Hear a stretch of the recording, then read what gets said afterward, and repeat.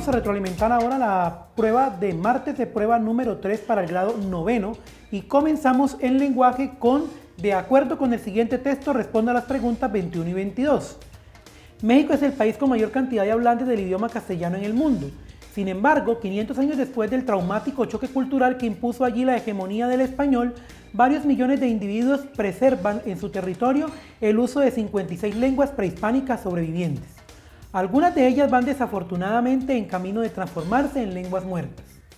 Es por esto que diversos trabajos antropológicos, etnológicos y lingüísticos desarrollados durante el siglo XX permitieron que buena parte de la sociedad retomara contacto con una rica tradición de canciones, poemas y relatos que las comunidades indígenas habían preservado tenazmente a lo largo de varios siglos. La persistencia de las etnias autóctonas a lo largo de la historia del país y su presencia en la realidad social y cultural del México actual obligan con toda justicia a reconocer que la literatura mexicana se apoya en remota fuente de la cultura mesoamericana muy anteriores a la irrupción del idioma español. Pregunta número 21. Nos dice lo siguiente. Los subtemas del texto son A. Consecuencias de la colonización española, lenguas nativas de Centroamérica, México y los hablantes de lengua castellana. B. Persistencia de las etnias autóctonas, canciones, poemas y relatos de las comunidades indígenas. C. México y los hablantes de lengua castellana, literatura latinoamericana del siglo XX, las lenguas muertas de América. D. Estudios de universidades de México sobre la colonización, consecuencias de la dominación española, la lengua oficial de México. En cuanto a lo que es trabajar los subtemas del texto, es importante comprender y mirar en cada párrafo del texto cuáles son los elementos que van prevaleciendo.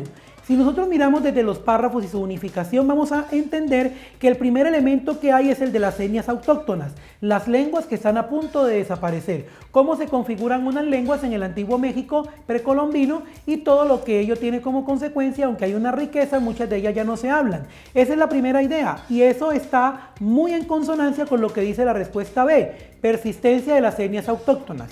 Luego, canciones, poemas y relatos de las comunidades indígenas es el otro elemento que aparece como un subtema en el segundo y en el tercer párrafo del texto, pues son los elementos que más prevalecen dentro de la información.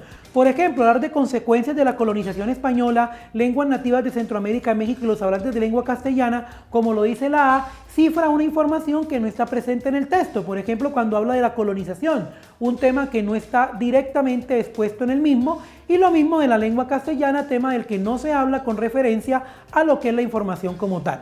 La opción C dice México y los hablantes de lengua castellana, cosa que ya habíamos dicho no está. No se habla de literatura latinoamericana y mucho menos del siglo XX, pues el texto se sitúa más en la información precolombina y posterior a la colonia. Y tampoco la opción de estudios de universidades de México sobre la colonización, consecuencias de la dominación española y la lengua oficial de México son elementos que tampoco aparecen por las mismas razones que ya hemos expuesto de la opción C, que no se habla del siglo XX sino antes y en y durante o posterior a la colonización.